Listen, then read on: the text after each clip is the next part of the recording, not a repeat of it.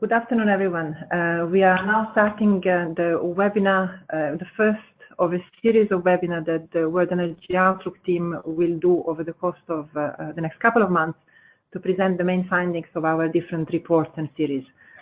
Today, we will start with the Energy Access Outlook, a report that we have launched last Thursday in Rome, where our executive director, in the context of the G7 presidency, gave the main findings of this report to a Africa-rich audience. We also had the pleasure to launch this report at the same time in Oslo at a meeting organized by the UN, starting the kickoff review process of NDG 7 in the context of the high-level review process of all SDGs. So this afternoon, in the next hour or so, we have the key authors of the report, Hannah Daly, Molly Walton, and several other colleagues are around the table here to answer your questions, and we'll give you the main findings of this report. If I can summarize in one headline, what do we find in this report is the following. First of all, we have never been so close to achieve energy access for all by 2030. So it's a report that gives a lot of good news based on fact-based analysis. And we also put forward a strategy to reach the several hundred million that will still need to be reached to achieve the overall goal. I take this opportunity to thank all of the several hundreds of reviewers that helped us putting together this report. And in particular, I would like to acknowledge WHO, YASA, KTH, CAFOD, UN Foundation, the Government of Sweden, and the European Commission for the support and help that they've given throughout the process. And we are more than honored to have with us today Professor Colombo from the Politecnico of Milan, one of our key partners on this study too. So without any other further ado, this is part of this study is part of a larger contribution that the IEA is putting forward towards helping meeting the Sustainable Development Goals.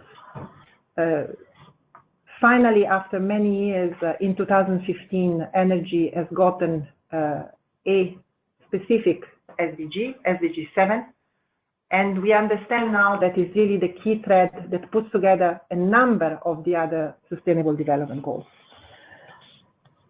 We as agency are the global custodian for two of the SDG, SDG 7.2 and SDG 7.3 on energy efficiency and renewables.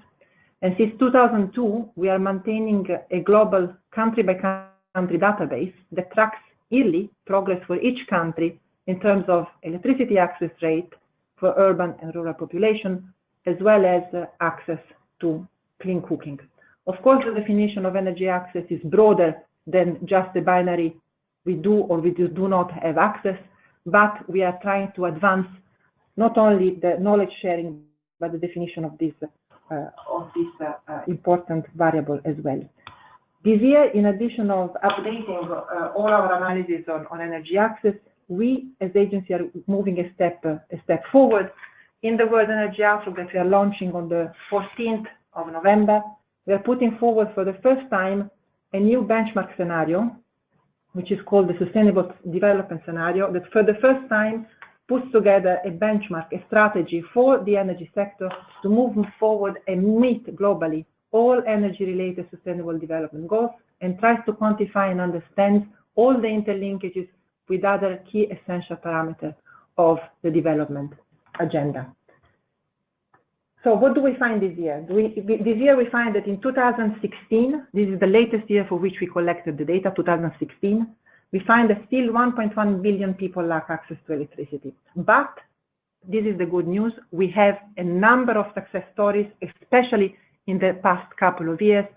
Hannah will give a much greater detail on this, but we found India accelerating very significantly, ramping up the access rate from around 28 million a year to over 40 million, but a lot of success stories also in Africa that were not reported previously.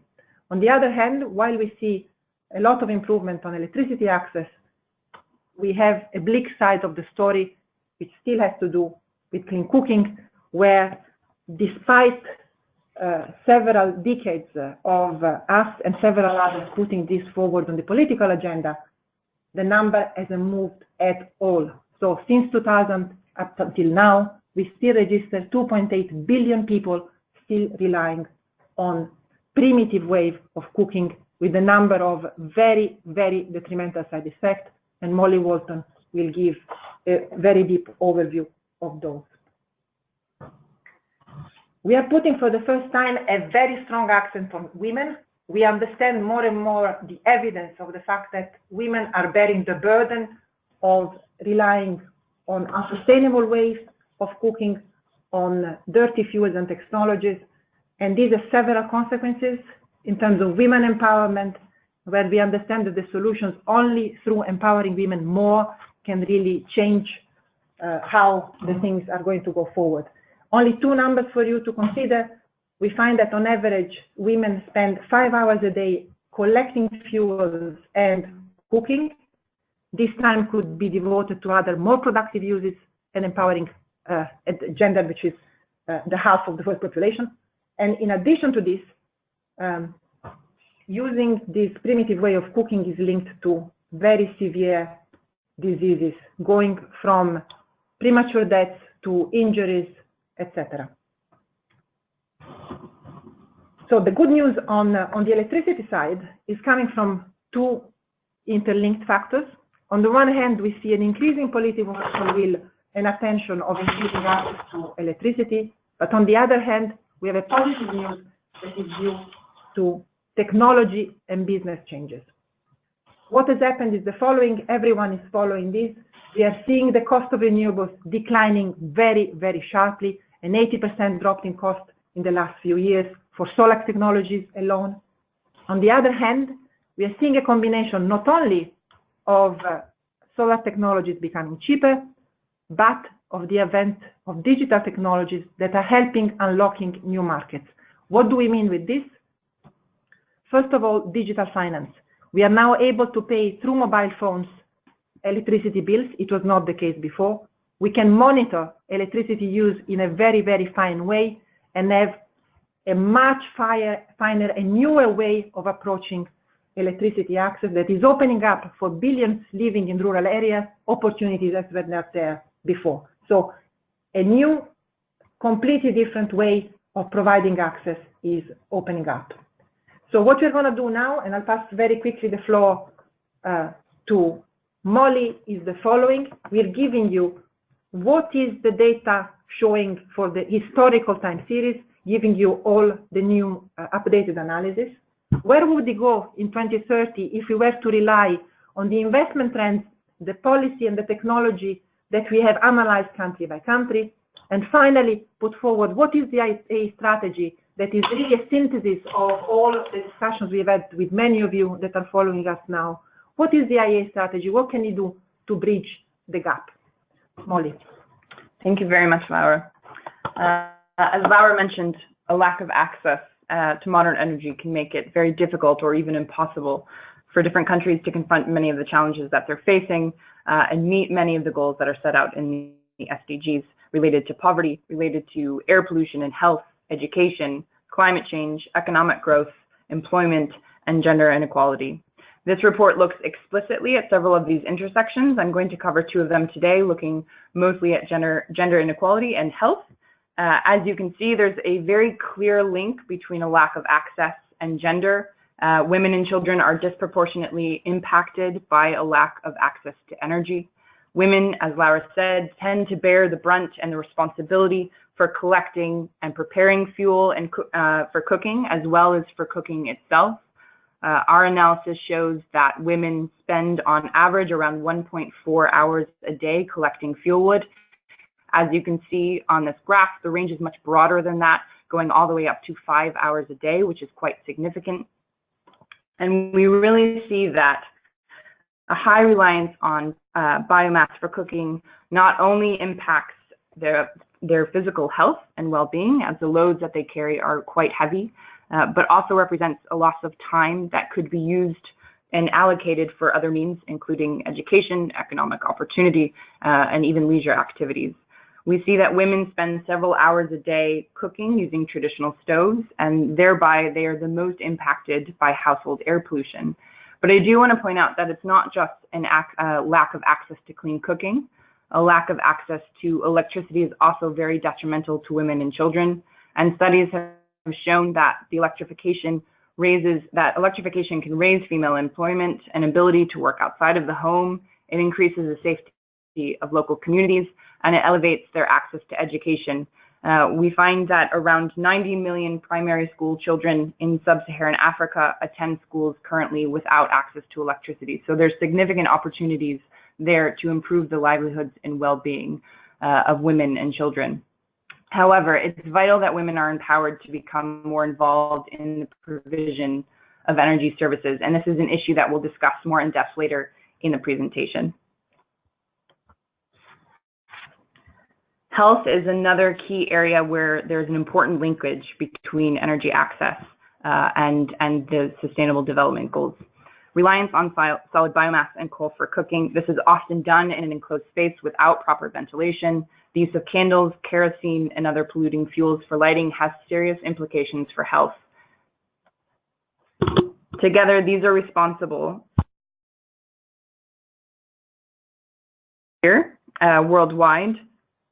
We find that efforts to improve access to clean cooking, this has immense potential to improve household air quality and health, especially, as I said, for women and children.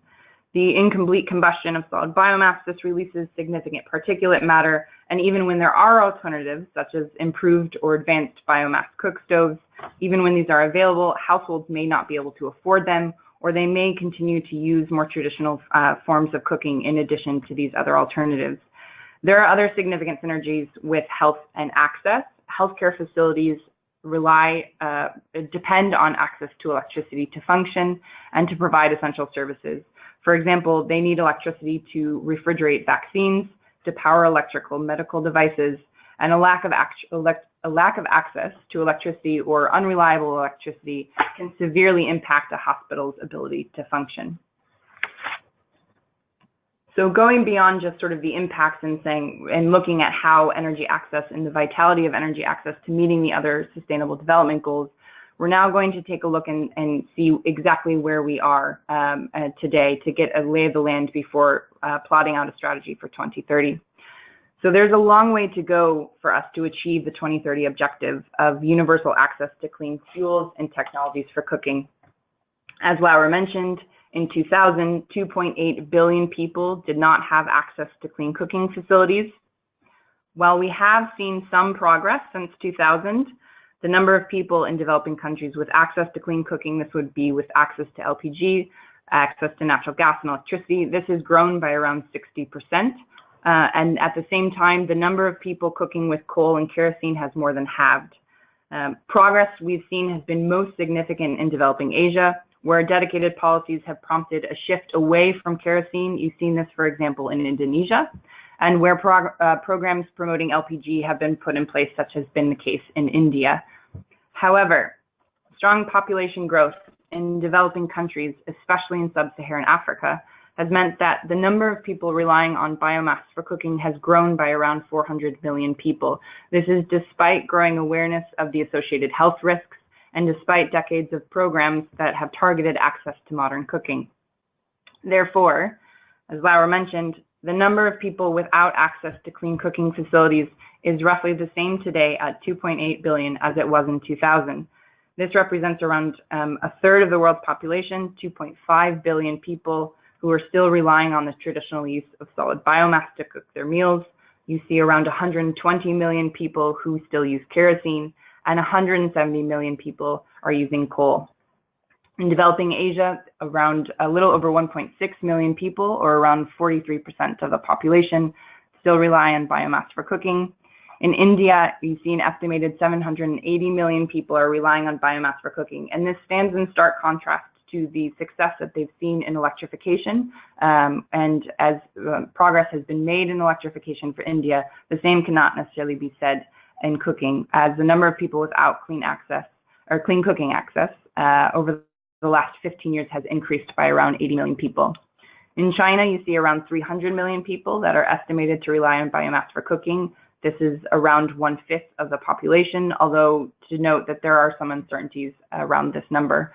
And a further 150 million people are estimated to rely on coal for cooking and heating. Sub-Saharan Africa is a region where we see the least amount of progress on clean cooking. You see around 80% of the population, they still cook with solid biomass. This is a share that's declined by just 3 percentage points since 2000. And the reason for this, again, is very strong population growth, means that despite some of this progress, the number of people who are cooking with solid biomass has actually increased by 240 million to reach around 780 million. Moving on to electricity access. So our analysis shows that there has been sustained progress in electricity access, and this has been seen in all world regions. And the number of people without access has fallen below 1.1 billion people for the first time, and this is from 1.7 billion people in 2000. India has been leading this progress. Its electrification rate has risen from 43% in 2000 to around 82% in 2016. This is backed by strong government commitments and investment, and we've seen that there's been an acceleration in the number of people gaining access since 2012. Other developing countries in Asia, they've also seen significant gains. China reached full electrification in 2015. You have 100 million people in Indonesia and 90 million people in Bangladesh who have all gained access since 2000. And while near universal electricity access is seen in almost all countries in North Africa, Sub-Saharan Africa has lagged behind in electrification efforts. Even though you have seen progress there, the overall access rate grew to 43% in 2016, up from 23% in 2000. At the same time, again, you've seen significant population growth of around 360 million people. And this means that overall, there's more people without electricity than there were at the turn of the new millennium. There are signs of progress, however, and this is a really very much a good news story that we want to tell in terms of Sub-Saharan Africa, where we have seen that electrification efforts have outpaced population growth for the first time in 2014, and this has led to a decrease in the number of people without access in the region. This is mainly due to tremendous progress made in several countries, notably Kenya and Ethiopia. In both of these countries, we've seen that policies and investments that's seen the rollout of the electricity grid, and you've seen an increase in power generation. This results in the connection of around 1 million households each year since 2012. And we see that if this progress is maintained, that both of these countries are likely to achieve universal electricity access before 2030. Looking ahead, many countries in developing Asia are well on track to achieving universal electricity access before 2030. This includes India and Indonesia. And this region reaches an electrification rate of around 99% by 2030. You see significant progress as well in Latin America and the Middle East, which each reach 99% and 95% electrification rate respectively. And this global progress sees that the number of people without access falls to around 670 million people in 2030 from just below 1.1 billion. The success in Asia means that the problem, however, becomes even more acute and concentrated in Sub-Saharan Africa. And we find in our analysis that by 2030, 9 out of 10 people without access reside in this region. And while you do see that there are several regions that are, or countries, that are on track to achieving universal electricity access by 2030, this includes Gabon and Gambia, as well as Kenya and Ethiopia, there is still uneven progress. And this means that once populations in these countries are electrified, progress overall stalls, and the number of people that gain access does not keep pace with population growth. And at this point, I'm going to pass it on to Hannah Daly, who's my co-lead on this report, and she's going to look at some of the new analysis that we've done that shows not only the number of people gaining access, but how they've gained access. Thank you, Molly. So while we've seen tremendous progress, unfortunately, we're still not on track to meeting the SDG target of universal electricity access by 2030. But despite this, we must highlight the great progress that is being made, spurred by gathering political momentum and new technology opportunities.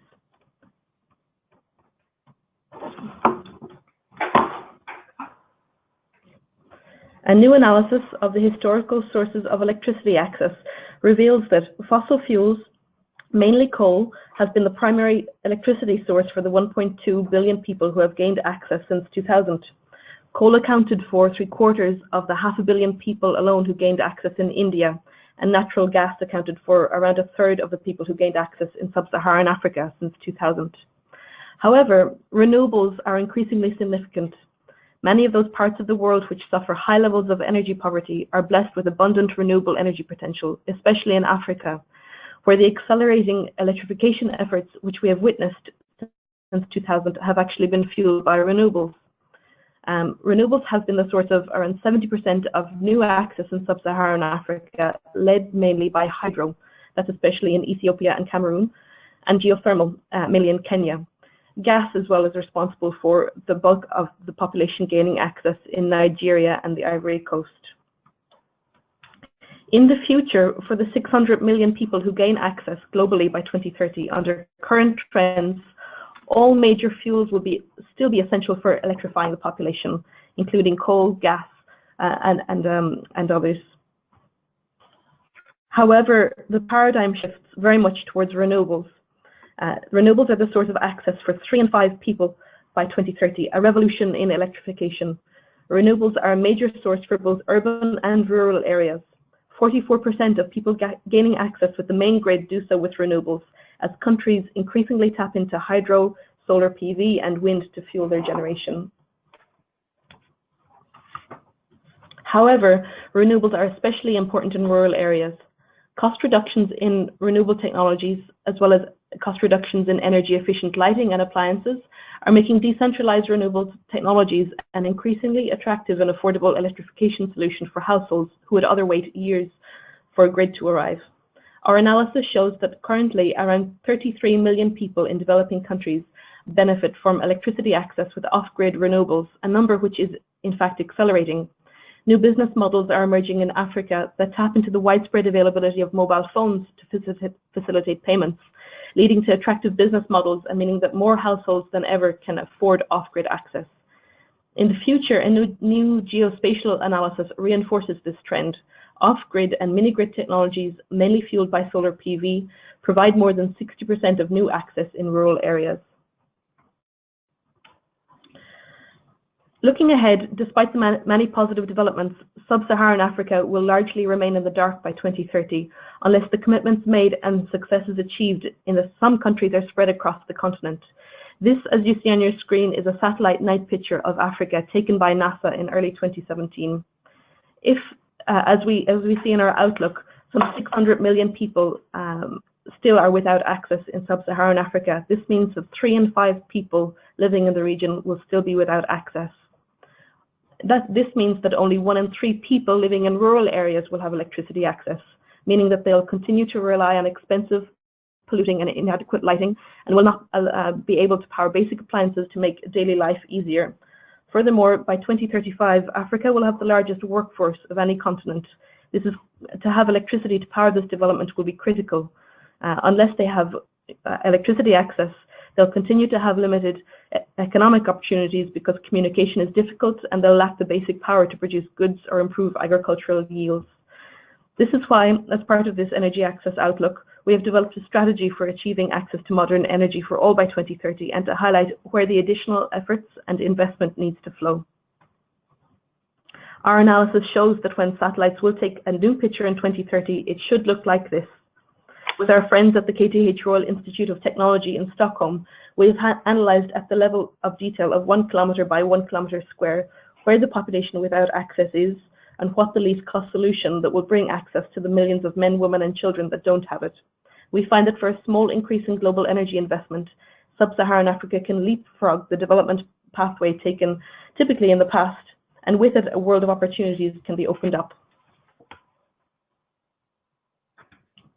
To describe in a bit more detail this geospatial analysis, we find that the relative attractiveness of electrifying households with the grid versus decentralized solutions depends on the existing and planned network infrastructure, on technology progress and costs, on the local resources, population density, and the distribution and growth of electricity demand. To take these factors into account, this new detailed geospatial analysis finds, firstly, that for the 600 million additional people who gain access by 2030, 150 million, 1/4, do so with grid extension. Renewables and mainly hydro continue to make up the majority of new connections in the grid in the region because of the abundance of resources. However, decentralized solutions become more important than ever because the people who remain unconnected are in the most remote rural locations in sub-Saharan Africa. Off-grid and mini-grid systems, mainly powered by solar PV, are the least cost solution for around 450 million people. Our strategy shows that cumulative investments between 2017 and 2030 under current policies and commitments are less than 1/5 of the level needed to achieve universal electricity access in sub-Saharan Africa. Providing electricity for all by 2030 would require an extra $28 billion per year on top of the $24 billion per year needed in the new policy scenario at a global level. Over 2/3 of this additional investment in the Energy for All case is for decentralized renewables. Under the right conditions, the private sector can play an important role in providing this investment. People without electricity already dedicate much of their income to poor quality and expensive and polluting energy, and business models are emerging on the ground to make this a reality. However, it cannot be delivered with the private sector alone. Achieving universal access will require strengthened policies, effective infrastructure planning, and higher levels of strategic investment to keep pace with growing demand from strong population growth in rural areas. Energy is also needed for productive uses to meet goals. Encouraging to be extended to all three to get left behind. One of the strong factors that can make or break the success of achieving universal electricity access is the appliances that people use. While off-grid solutions are the least cost option for 3 and 4 people gaining access in rural areas in the Energy for All case on a levelized cost basis, they still provide electricity at a higher levelized cost than we benefit from with the centralized grid. And for energy to have an impact, it must be both affordable and reliable. This is particularly challenging in areas that are sparsely populated and far from an existing grid, and energy efficiency has the potential to improve not only the economics of energy access, but also the reliability and performance of a system. However, too often, developing countries are the recipients of second-hand and inefficient appliances, which, while affordable, limit the level of energy service a consumer can attain. Pairing off-grid systems with super efficient appliances allows consumers to maximize each kilowatt hour of electricity and improve the affordability of energy access. We find that for the typical household, gaining access in the Energy for All case by 2030 to provide energy efficiency appliances as well as an off-grid system lowers the overall cost by around 1/3. This lowers the annual cost by about $150 to the household, which is very, very significant for a household when many households in Africa live at or below the poverty line. Finally, to go on to our outlook for clean cooking, while major progress has been seen for electricity access, as we've seen earlier, the picture is not so bright for clean cooking, and women and children very much bear the burden. Today, as we said so before, around 2.8 billion people, around half of the population of developing countries, still lack access to clean cooking, the same number as it was in 2000. In our projections, only a modest progress in clean cooking is expected to 2030. 2.3 billion people remain without access. Most progress comes from a switch to LPG in urban areas, especially in developing Asia. In rural areas, biomass remains the main cooking fuel, and even though countries in developing Asia achieve almost universal access to electricity, there are still more than 1.5 billion people without clean cooking access in 2030, over 1/3 of the population at that time. Even in China, where universal electrification is already complete, the number of people relying on biomass remains significant. In sub-Saharan Africa, the switch is not rapid enough to keep up with the rising population, and so the number of people without access actually increases by 2030. An estimated 2.5 million premature deaths are still associated with household air pollution in 2030 as a result of this continued reliance on polluting fuels for cooking, and this we find an unacceptably high, deadly toll. To achieve clean cooking for all, an additional 2.3 billion people need to gain access to cleaner fuels and technologies by 2030. Achieving this objective relies on the deployment of LPG, natural gas, and electricity in urban areas, and a range of technologies, including improved biomass cookstoves and biogas in rural areas. The investment required for clean cooking facilities is very modest, amounting to less than 1/10 of what is needed for universal electricity access.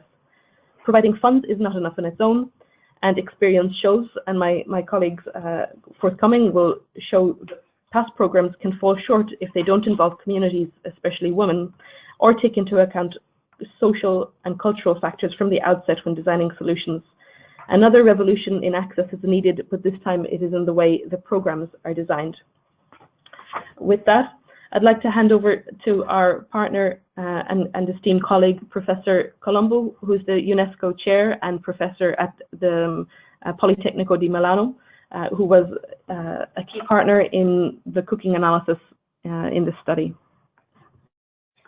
Okay, thank you, Anna. Thank you very much. On the issue of cooking, I would like to add some elements to the discussion that from my scientific and field experience should deserve a specific attention, as well highlighted in the report. One is mostly related on what we want to disseminate, which kind of technology, and the other one is more on how we disseminate it. We know that clean fuels and technology can lower premature deaths because they can reduce indoor pollution, but we need to carefully clarify our definition of clean. Indeed, from a deep literature review, we have discovered on one side that there is a general lack of references showing a statistically significant reduction. This means that we cannot be sure 100% that they are really clean.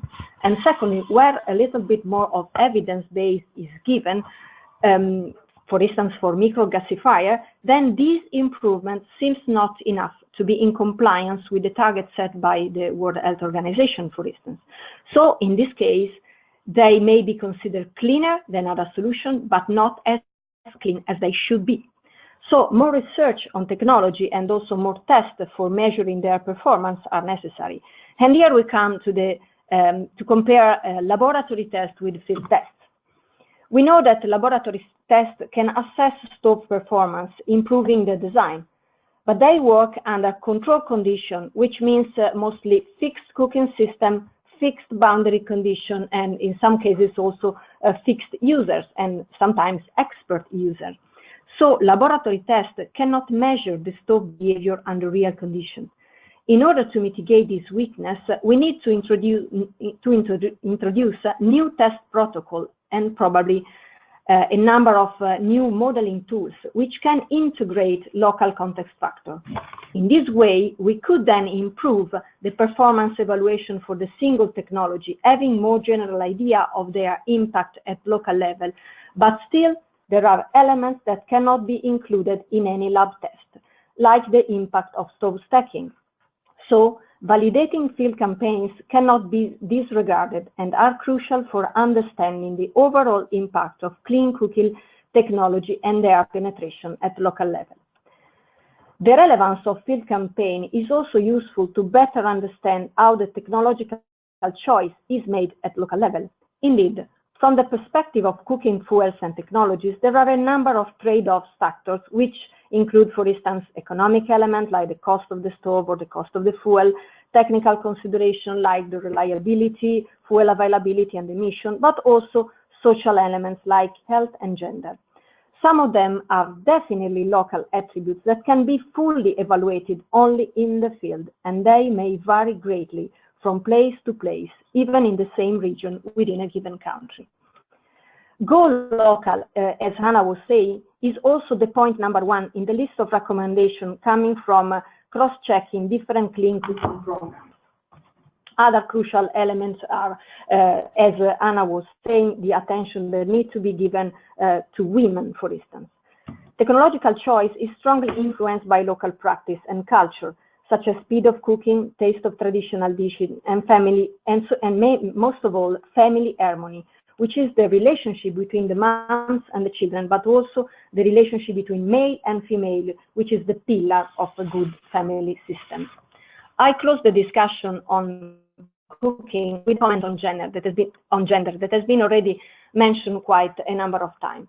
To me, there is a chance to unveil a gender-based opportunity for society. In our path to provide clean cooking for all, if we are able to go in the direction I lighten, health will be improved and time will be saved. This will relieve women from their current burden, and this is one side of the coin, what energy can do for women. Then, provided that the right enabling environment will be there, this free time may be then converted into income-generating activities. Women may become entrepreneurs in general in many sectors, but they could also contribute to develop further the energy business. And this is also the other half of the coin, what women can do for the energy sector. My feeling is that a bit more of diversity thinking, mixing male perspective with female approach and vice versa, could bring added values and further innovation in terms of technologies and business model for new energy solutions.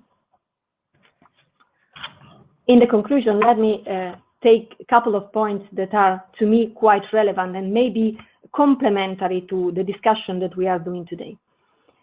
In the discussion on universal access to energy, a lot of attention has been given on technology, business models, and policy, enabling policy that are necessary. But often we have disregarded the attention that should be deserved to people, which need to be indeed placed at the center of the process. Their needs as user, but also their capacity to be producer, innovators, and agent of the change is crucial. In this regard, capacity building is needed in a new and multidimensional perspective that goes beyond delivering training hours. Energy solutions are needed and need to be designed for the people, which means that they need to be designed for their needs by the people, which means that a proactive role of people is necessary, and they need to be designed with the people, which means that partnership is quite crucial for this sector. In the discussion of the effectiveness of PPP, which means public-private partnership, capacity building represents a win-win option. And in this way, capacity building may also become a guarantee of long-term sustainability. This is the essence of the more deep discussion that we have been asked to elaborate by the World Bank on the Sustainable Energy Annual Report, whose focus was specifically devoted to human capital. Last point is our attention today is concentrated on access to energy. But in most of the cases where the people lack access to energy, people lack access to other services.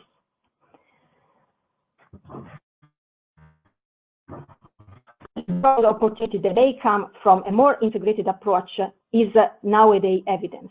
As you can see here, many situations are quite crucial in the world where we have the lack of access to energy. We also lack access to other basic needs or other services like transportation, like ICT, which is on the other side quite crucial also for the energy sector.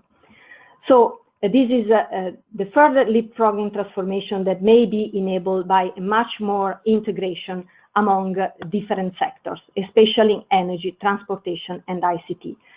This is the conclusion that came out from work we completed last week, and we presented under the auspice of the Italian presidency to the Infrastructure Consortium for Africa.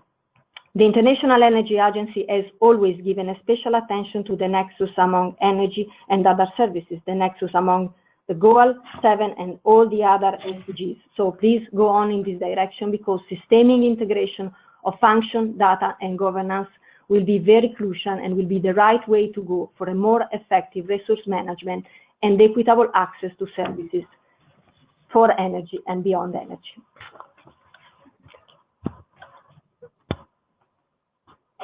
Now I give the floor to Monica. Thank you very much. So one of the things that we really find is that not only is energy for all achievable by 2030, but that our Energy for All case shows that the benefits of achieving universal access to modern energy by 2030 far outweigh the costs. So what does this mean? This means that you can achieve this target with just a 1.9% increase in investment in the global energy sector. This amounts to around $31 billion per year, an additional $31 billion per year. Just for context, last year we invested around $300 billion in renewables. This is just around 10% of it.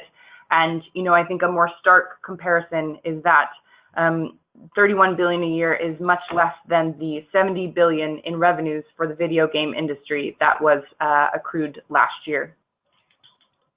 Achieving energy for all also can be achieved without an increase in greenhouse gas emissions. It can also save, it can save 2 months of work per year per woman by dramatically reducing the amount of time that women spend gathering fuel wood. Around 2 months of work is saved each year per household. This is mainly accrued to women. And just for context, this is equivalent to freeing up a workforce of around 80 million people. This is about half the size of the labor force in the US every year. So this really increases the productive opportunities available. You can see that there are around, providing energy for all would also save around 1.8 million deaths that would be avoided annually for providing clean cooking facilities to each household. This provides staggering health benefits to the communities that these are provided to. And finally, as I jumped the gun and said already, one of the biggest messages that we really find coming out of this report is that achieving energy for all by 2030 means no net increase on global greenhouse gas emissions. Providing energy for all has a minimal impact on global energy demand. This has an increase of around 0.2% relative to our base case. However, the corresponding rise in CO2 emissions of around 0.2% as well in 2030 is more than offset as reducing the amount of biomass used for cooking. This provides reduction in methane emissions, and this means no net increase in greenhouse gas emissions. And so, as you can see, as we said, the benefits of achieving universal access very much far outweigh the costs. And I'm going to turn it over to Laura to conclude and wrap up. So, thank you very much. Just you will have the time, hopefully, to download the report, which is freely accessible at our website. But we spend a couple of minutes to just give you what are the 4 or 5 key highlights that for us are really important to remember going forward. So for us, it's very clear that we are close to achieving access for all. Another additional small nudge is needed to make it. As Molly said, only 2% increase in investment is needed. And the benefit for this would span across a number of different parameters, from livelihood to health to gender equality to education. Why do we have this new hope? It has a lot to do with technology and technology cost reduction that we have been seeing in the past few years. Solar is a great new story, but as Hannah mentioned, the combination of efficient appliances with solar is really the key to ensure not only that we reach the rural communities, but that we reach it in an affordable way.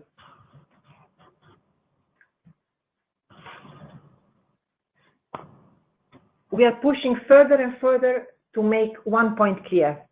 While electricity is becoming slowly but surely a success story, cooking is not.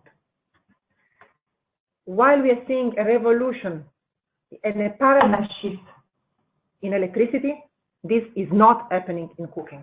And for us, the revolution in cooking is not about money, is not about technology, is about a change in the way we approach the solutions.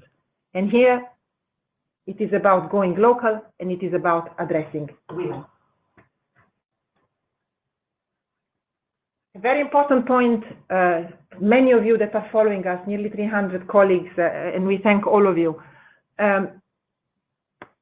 You are certainly listening a lot that there are several camps out there. The one that is pushing for development and see that achieving access to all is the key outcome, and we do agree with them. On the other hand, some other colleagues are also, especially in the Western world, often worried about the climate consequences. For us, a key number in this report that you should all remember is providing access to all by 2030 does not make achieving the climate target more difficult. The number of net increase in greenhouse gas emission, and I invite all of you to look at the underlying analysis in the report is 0%. These two very important goals can be achieved hand in hand.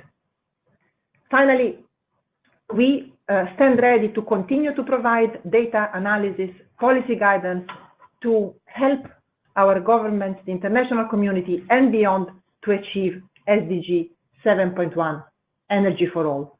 And the first step in this long walk and march that we are doing all together is really having put all our data and analysis freely accessible on this website, and we really encourage all of you to go and visit it. And after this call, please do feel free to send us messages. We will be very happy to respond.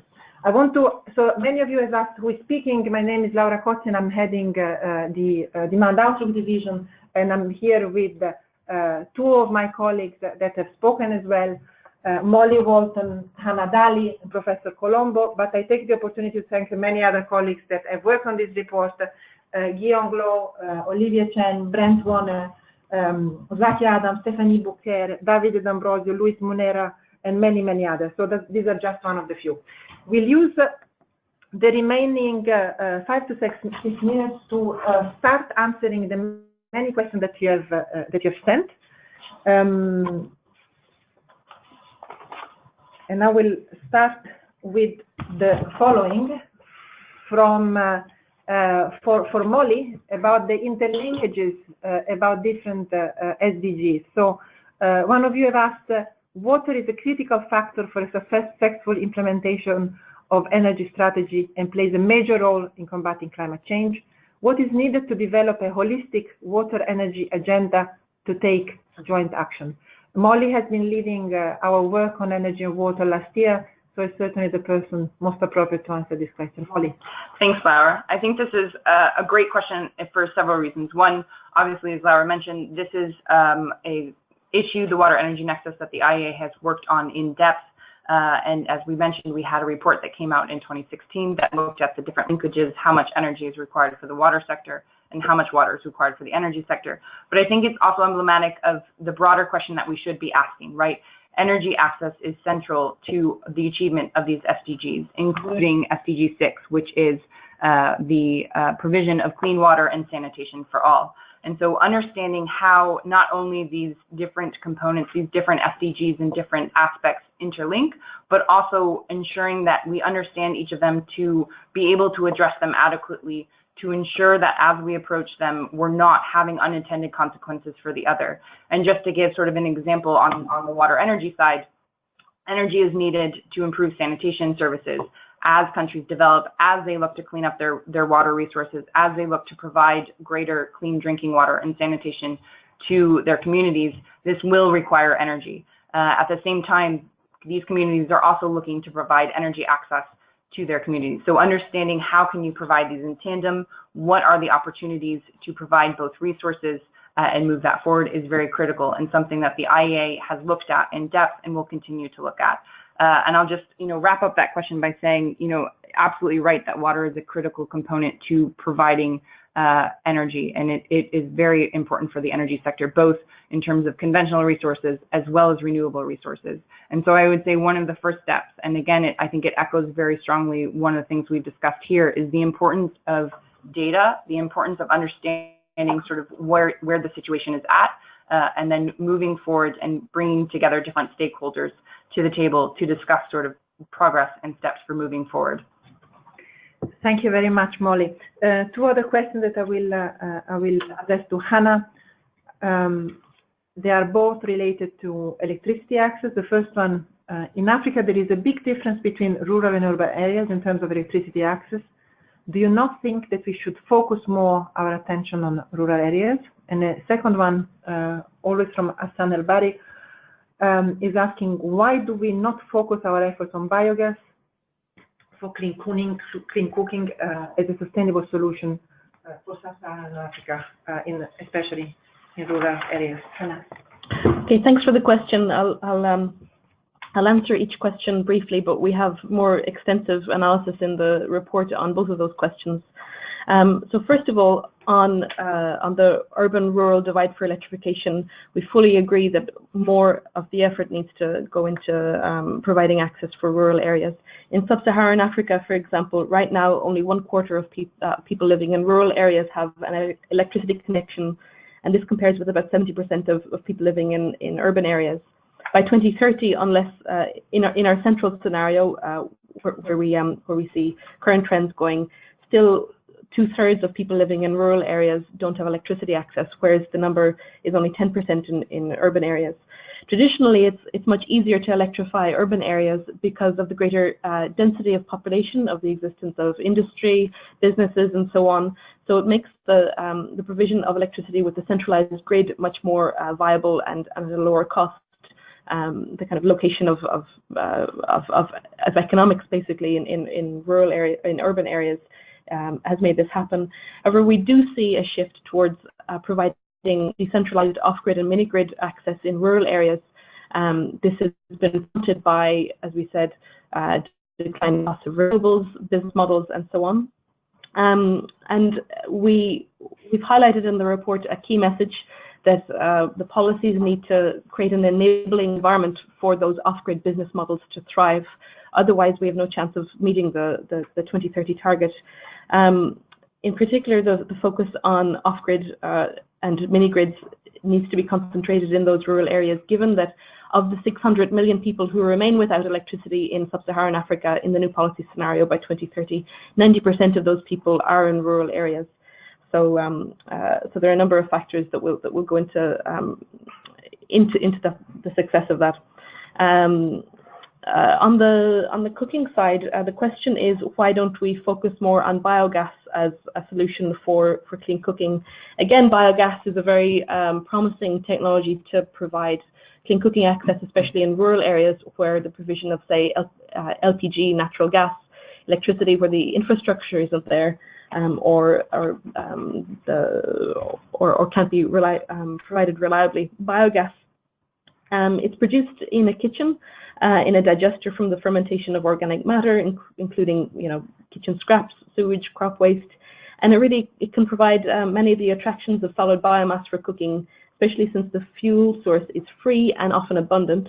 But the added advantage that the gas burns efficiently with almost no pollution, and that stands in contrast with, say, improved biomass cook stoves, where we've seen very little health improvements as a result of that. Biogas digesters offer many opportunities for providing clean cooking access. However, there are many barriers that we see that the programs providing biogas digesters have not managed to overtake. That includes the substantial upfront investment cost. A biogas digester can cost several $100s to a household, depending on the size, and that really makes them unaffordable for many rural households. They also rely very much on technical expertise. People need to basically mind the digester, need to spend time maintaining it, and so that it can deliver the biogas. There've been many programs in different countries, including mainly in Asia. For example, in China, over 100 million rural Chinese households use biogas digesters. So we see many opportunities for biogas as a clean cooking fuel in rural areas, but the barriers really need to be tackled before it can be scaled up to all those people without access. Thank you very much, Hannah. There are a lot of questions that are coming in.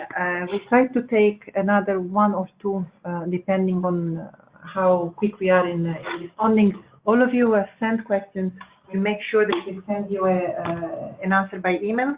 So apologies if you don't take the question live now. We'll make sure that we reply to you via written email. I'll have a question for Professor Colombo by Martin Cozzi. He's asking if there is any documentation on the method of cooking versus the method of fueling that cooking that would suggest how electrical cooking appliances might fulfill the role of instead of used fuel. I think Martin is thinking of the majority of food being boiled versus stewed. So this is something that Professor Colombo touched upon in his presentation earlier. Is there any study that is linking the cultural habits and what are the preferred way and best fuels and technologies? It's a very interesting question also because it drives the issue of the potential opportunities that might come from electric cooking. There are not many studies and many research done in this sector relating the things that he mentioned, especially as far as electric cooking is concerned. There is a study from HIVA. Not much research is still done on that side, and one of the reasons is because it's at the moment it's very difficult to link or to be able to understand what is the additional load that may come from cooking needs. And obviously, as Hannah was saying, for electricity, also for the cooking issue, to be able to distinguish between rural and urban area, it's quite crucial. Electric cooking could be an opportunity maybe in the urban area, but still in the rural area we need to make a deep evaluation. So what I'm saying is that, exactly as we mentioned many times, one solution does not fit all, and this match also in the cooking asset. So electric cooking and different kind of other device may become, let's say, a part of the cooking system that it is used within the family for answering to the different needs. And then last but not least, let's remember that there are a lot of issues that are much more related to the cultural and the traditional use of cooking. And so there are a number of dishes that still need to be cooked